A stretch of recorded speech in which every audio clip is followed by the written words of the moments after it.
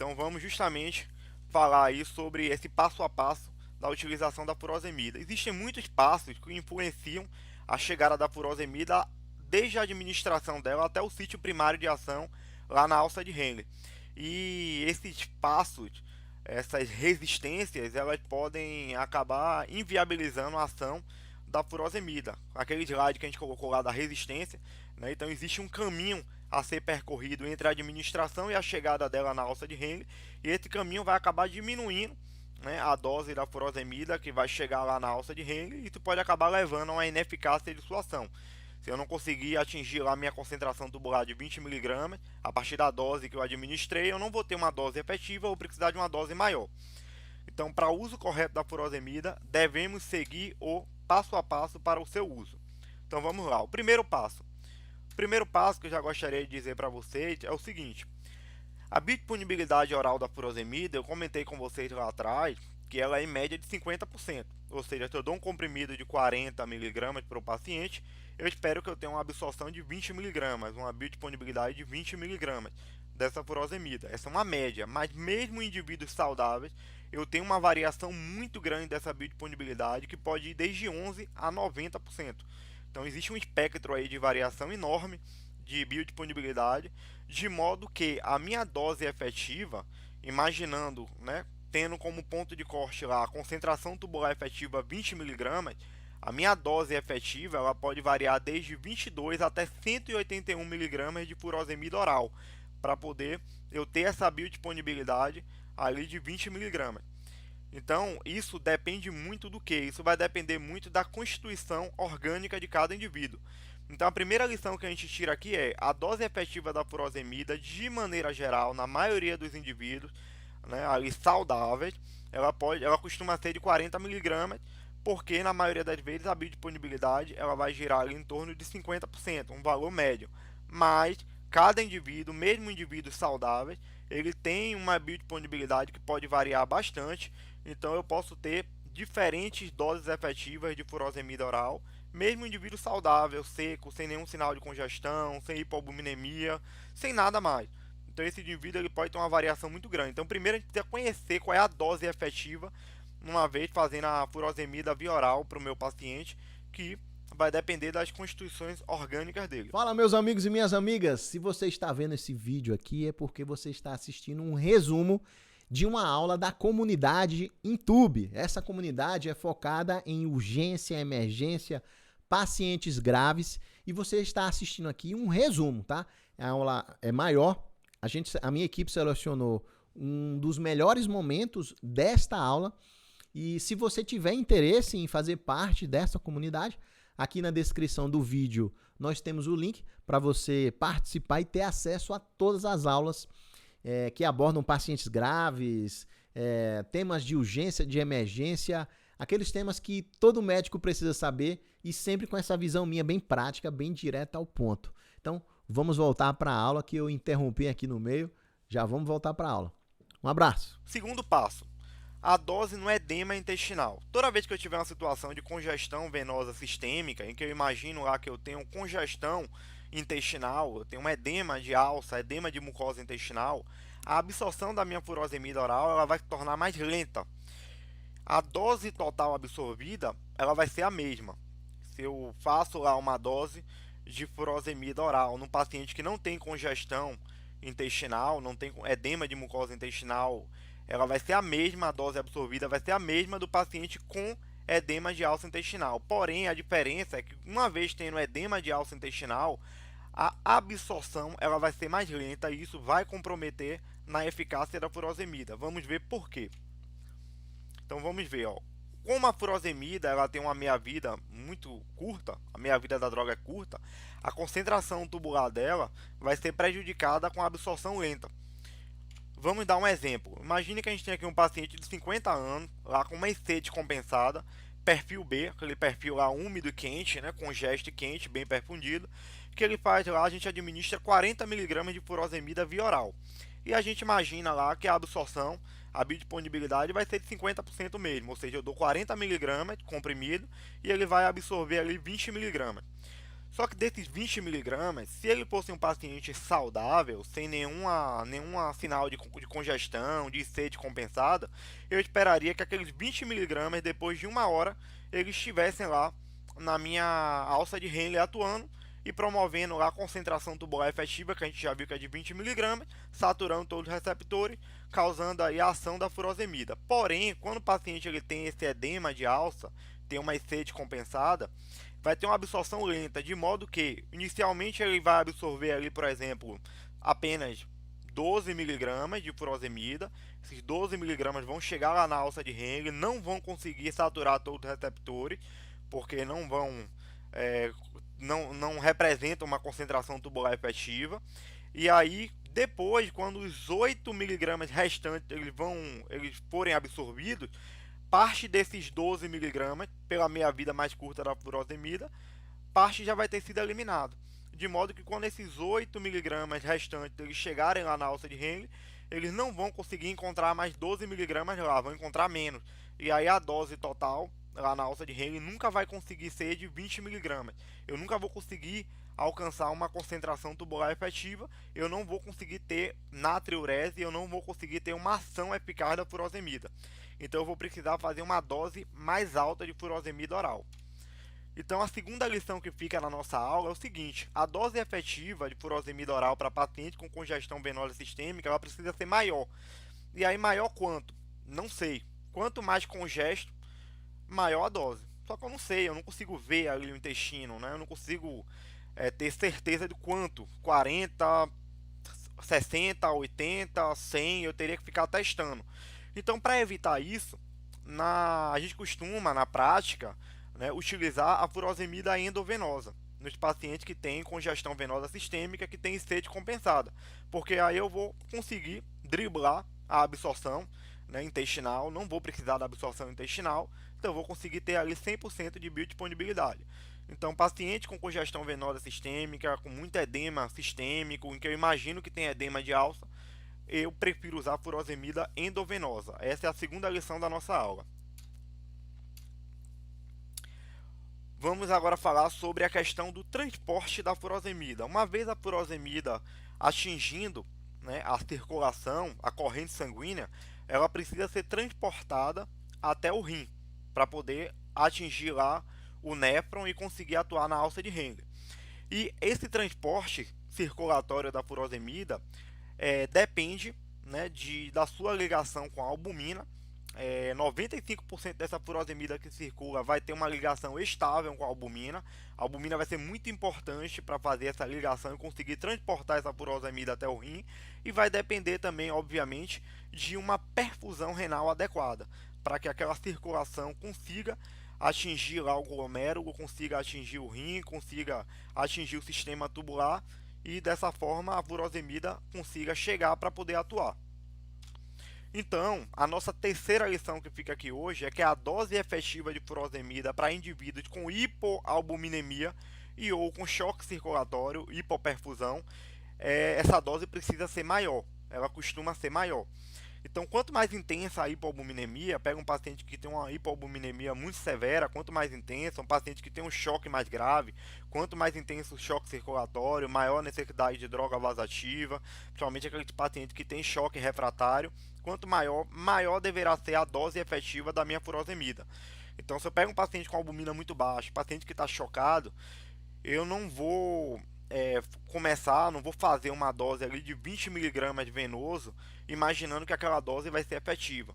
Eu imagino que nesse perfil de paciente a dose efetiva vai ser maior, vai ser 40 miligramas, 2 ampolas, vai ser de 60 miligramas, 3 ampolas, 80 miligramas, 4 ampolas endovenosa. E oral também, mesma coisa. Inclusive no choque também, né, a absorção intestinal fica ruim também pela hipoperfusão do sistema gastrointestinal, que é um dos sistemas que mais sofrem, né, precocemente no contexto de choque. A absorção também fica ruim. Então, no contexto de choque também, a gente prefere a furosemida endovenosa. Quarto passo, furosemida e lesão renal. Quando a furosemida alcança o néfron, ela vai chegar ligada à albumina. E a gente sabe que em situações normais, a albumina ela não é filtrada pelo glomérulo. Então a furosemida ela chega lá no glomérulo pela arteríola aferente, ela vai estar ligada à albumina e aí ela não vai ser filtrada no glomérulo, ela vai embora pela arteríola eferente e aí quando ela for atingindo o sistema circulatório, a microcirculação ao redor do túbulo, ela vai ser reabsorvida ali no túbulo contorcido proximal, através dos nossos transportadores de ácidos orgânicos, os famosos OATs. Então, lá no túbulo contorcido proximal vai ter o OAT que vai secretar, vai ter uma secreção. Aqui a gente não vai nem chamar de reabsorção, porque reabsorção a gente chama do túbulo para fora. Aqui vai ser na verdade de fora para dentro do túbulo. Então vai ter uma secreção tubular. Túbulo contorcido proximal, ele vai secretar, ele vai pegar lá a furosemida lá na circulação adjacente, lá no interstício, ao redor do túbulo contorcido proximal, e vai secretar para dentro do túbulo. Então eu trouxe aqui uma animação. A gente vai ter aqui a nossa furosemida ligada ali à albumina, atingindo o glomérulo pela arteríola aferente, e aí não vai ser filtrado, vai contornar, vai passar aqui, vai sair pela arteríola eferente, e aí quando chegar aqui na circulação, na vasculatura aqui do interstício, próximo ao túbulo contorcido proximal, a gente vai ter o nosso OAT aqui, que vai promover a secreção da furosemida para dentro do sistema tubular. E aí quando chega aqui na alça de Henle, por dentro do sistema tubular, a furosemida se liga ao cotransportador de sódio e potássio 2-cloreto e vai bloquear ele, causando a sua ação, uma vez saturando todos os seus receptores. Então, em situações de lesão renal aguda, doença renal crônica, a gente tem um acúmulo de ácido.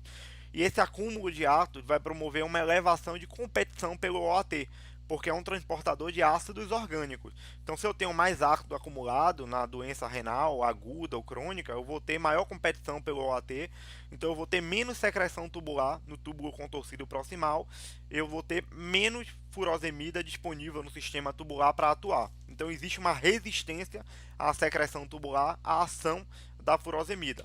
Ou seja, a nossa quarta lição da aula é que pacientes que têm lesão renal, doença renal crônica ou lesão renal aguda, eles precisam de uma dose maior de furosemida. A dose efetiva de furosemida para esse paciente, ela vai ser maior. O quinto passo, situações de proteinúria. Na proteinúria, a gente sabe que existe uma condição aqui patológica em que a albumina, dessa vez, ela passa a ser filtrada pelo sistema, pelo glomérulo renal. Então, como a albumina ela vai passar agora a ser filtrada, o que é que vai acontecer? A furosemida ela vai acabar se ligando à albumina por dentro do sistema tubular, e aí essa albumina ela não vai deixar a furosemida atuar.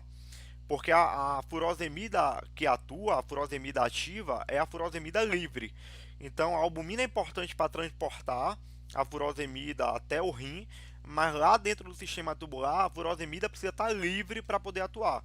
Se eu tenho proteinúria, eu tenho muita albumina no sistema tubular, eu vou ter muita ligação da albumina com a furosemida não vai conseguir atuar. Então, vai ter pouca furosemida livre, vai ter pouca ação de furosemida. Então, a quinta lição que fica é: situações de proteinúria são situações que acabam exigindo uma dose efetiva de furosemida maior.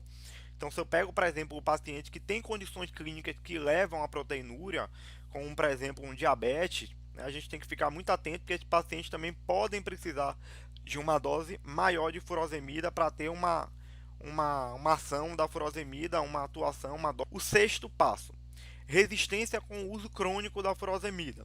A furosemida, ela é interessante. Lembra lá no início da aula, quando eu trouxe aquele slide, naquela imagem, em que eu coloquei o bloqueio do cotransportador de sódio e potássio 2-cloreto com grande disponibilidade de sódio no sistema tubular? Quando a furosemida ela atua, ela impede a reabsorção do sódio para dentro do interstício, e aí vai ter muito sódio por dentro do túbulo.